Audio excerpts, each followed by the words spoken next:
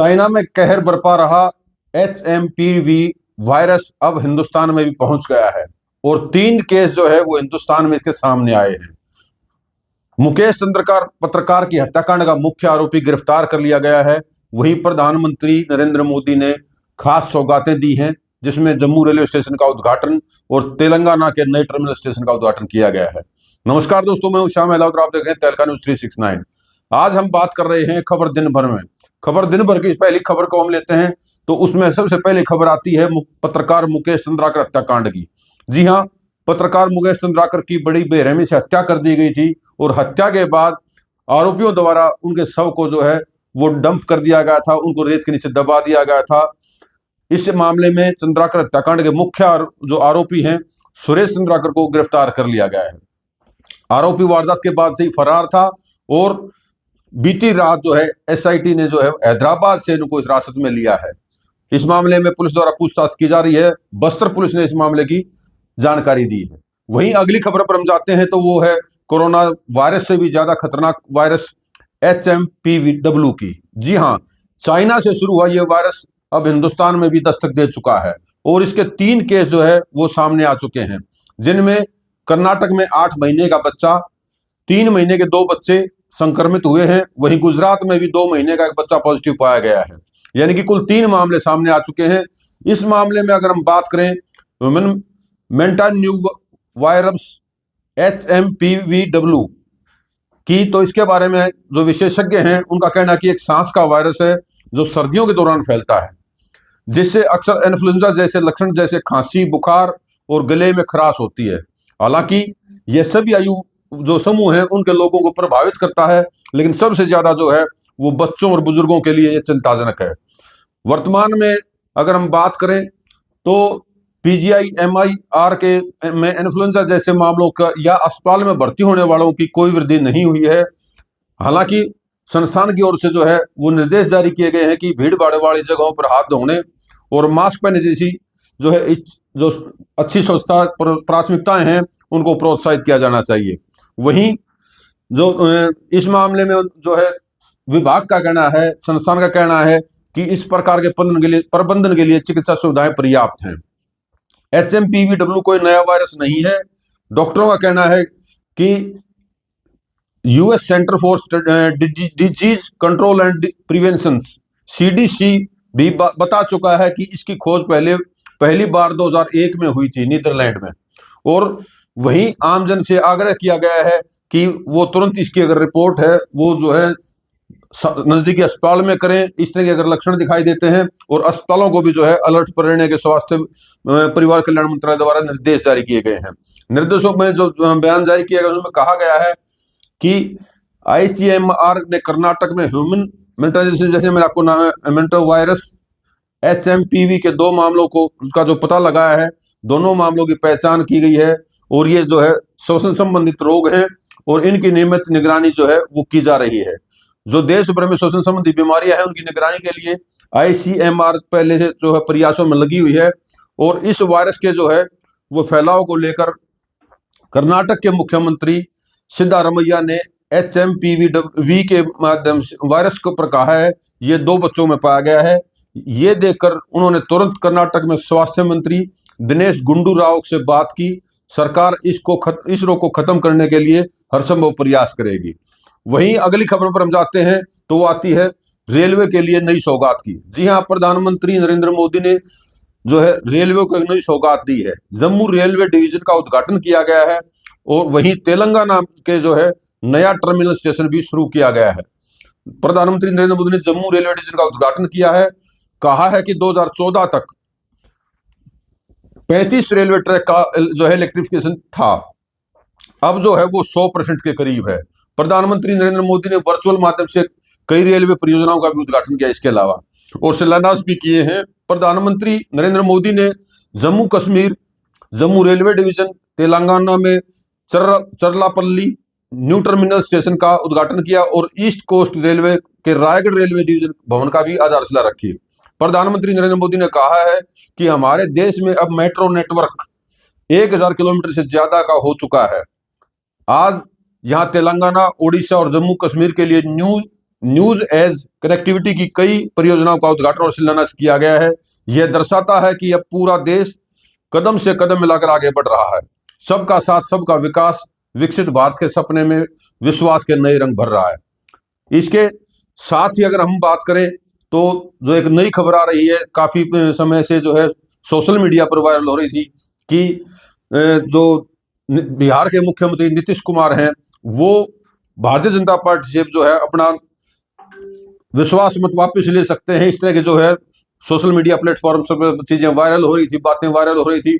इन सारे भ्रमों को तोड़ते हुए खुद नीतीश कुमार ने मोर्चा संभाला है। वो उन्होंने कहा है कि अटल जी ने सीएम बनाया, एनडीए में ही रहेंगे।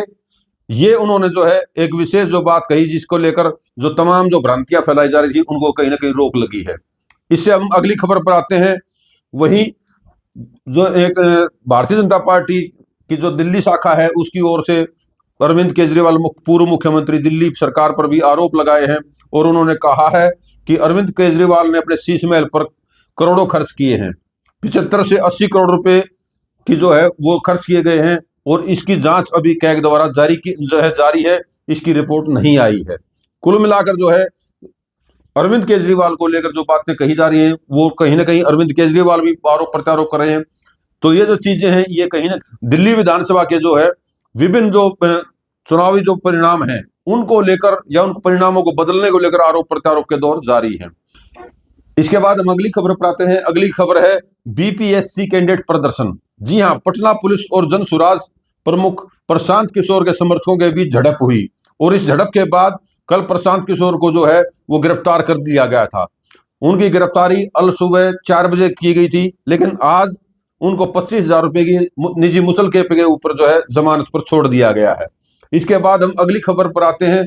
अगली खबर जो है उसको लेकर एक बार फिर से हम जो है वो दिल्ली की तरफ रुख करते हैं और इसमें भी दिल्ली में फाइनल वोट लिस्ट जो है वो जारी किए जाने की खबर आ रही है और इसके अनुसार 1,55,00,000 से ज्यादा मतदाता जो है वो दिल्ली में मतदान करने की जानकारी आ रही है कि इतने मतदाता आगामी विधानसभा चुनाव में अपना मत का प्रयोग करेंगे।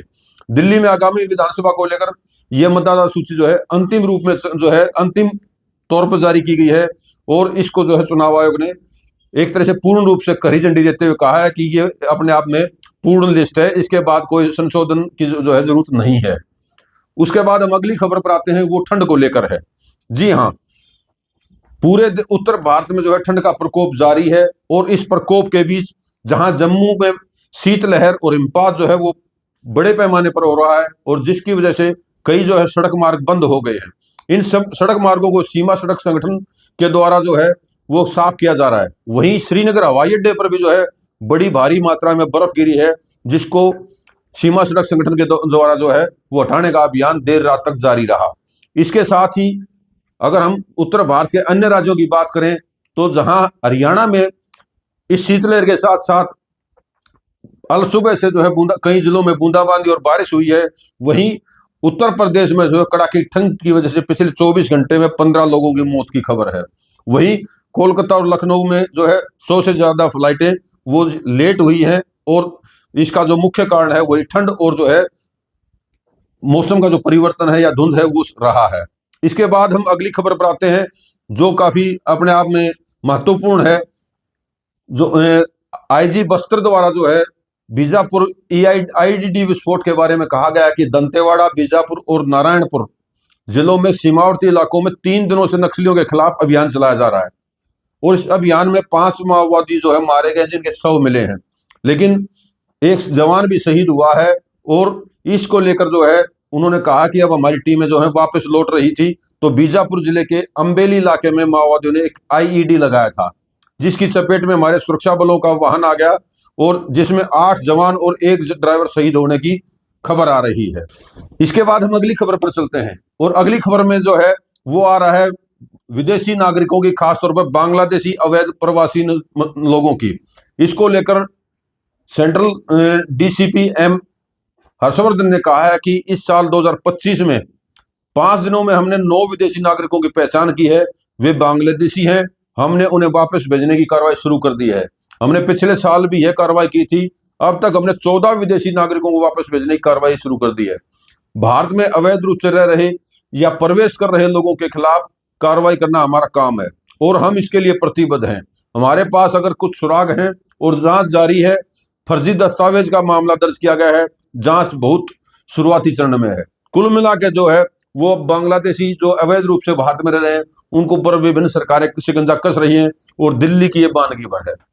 इससे अगली हम बात करते हैं आज गुरु गोविंद सिंह की जयंती की। जी हाँ, खालसा पंथ के संस्थापक और सरबंशदानी दसम गुरु गोविंद सिंह जी के जो है प्रकाश पर्व के अवसर पर आज जो है अवकाश रखा गया है। पूरे देश में जो है उनका जन्मदिवस मनाया जा रहा है। इसी के तर्ज पर हरियाणा में भी जो है वो प्रकाश पर्व मनाया जा रहा है और मुख्यमंत्री नायब सिंह सैनी द्वारा भी पंचकुला के नाडा साहिब गुरुद्वारे में माथा टेक कर जो है अरदास की गई और उन्होंने इसके साथ ही प्रदेश व अपने परिवारों के लिए और परिवारजनों के साथ साथ पूरे प्रदेश की खुशहाली और समृद्धि के लिए जो है वो मिन्नत की। इसके बाद अगली जो खबर आती है वो आती है हरियाणा सरकार के डिस्कॉम सर्वर की हैक की। जी हाँ, हरियाणा पावर डिस्कॉम का सर्वर 4 दिन से हैक है। हैकर ने सर्वर को क्रैश किया है और सर्वर से जुड़ा कोई भी काम नहीं हो पा रहा है। रिकवरी की कोशिशें भी नाकाम रही हैं और किसी भी तरह की ऑफिशियल ईमेल भी नहीं आ जा रही है। कुल मिलाकर अपने आप में जो है ये एक बहुत बड़ा मामला है। हालांकि इसके ऊपर किस तरह से पार पाती है सरकार ये तो आने वाला वक्त बताएगा, लेकिन ये काफी महत्वपूर्ण और सरदर्दी वाला मामला जरूर है। हरियाणा सरकार में मंत्री अनिल विज ने जो है एक बार फिर से अरविंद केजरीवाल पर निशाना साधा है। उन्होंने अरविंद केजरीवाल पर निशाना साधते हुए कहा है कि उन्हें हटाने के नाम पर सत्ता में आए और उसी मामले में जेल गए, यानी कि केस भी चल रहा है, वह जमानत पर हैं, उन्हें बरी नहीं किया गया और उन्हें बोलने का कोई अधिकार नहीं है। यानी कि जो है ये अपने आप में एक बड़ा जो आरोप है और जो मंत्री अनिल विज द्वारा लगाया गया है वो कहीं ना कहीं जो अरविंद केजरीवाल है उनके ऊपर आज भी उनकी जो है जमानत पर सवालिया निशान खड़े करता है।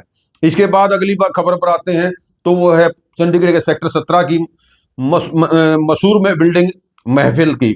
जी हाँ, रविवार को बड़ा हादसा होते होते टल गया है। इस जर्जर इमारत का एक बड़ा हिस्सा अचानक गिर गया। गनीमत यह रही कि हादसे के समय इमारत के आसपास कोई व्यक्ति मौजूद नहीं था, जिससे कोई जान माल की हानि नहीं हुई। आपको बता दें कि महफिल रेस्टोरेंट कभी सेक्टर 17 का मुख्य आकर्षण का केंद्र हुआ करता था। कई वर्षों से बंद पड़ा था। इमारत की जो है वो हालत बेहद खराब थी, लेकिन इससे लेकर प्रशासन की ओर से कोई ठोस कदम नहीं उठाए जा रहे थे।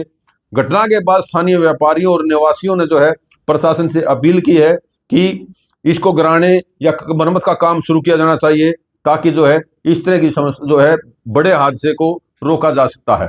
प्रशासन ने घटना पर संज्ञान लेते हुए जांच का आश्वासन दिया है। इस हादसे से ने जो है शहर की पुरानी इमारतों की सुरक्षा को लेकर भी गंभीर सवाल खड़े किए हैं। तो आज ये दिन भर की जो खबरें थी वो आपके सामने पेश हैं। अगली खबरों के लिए कल एक बार फिर हाजिर होंगे। फिलहाल के इतना ही, धन्यवाद।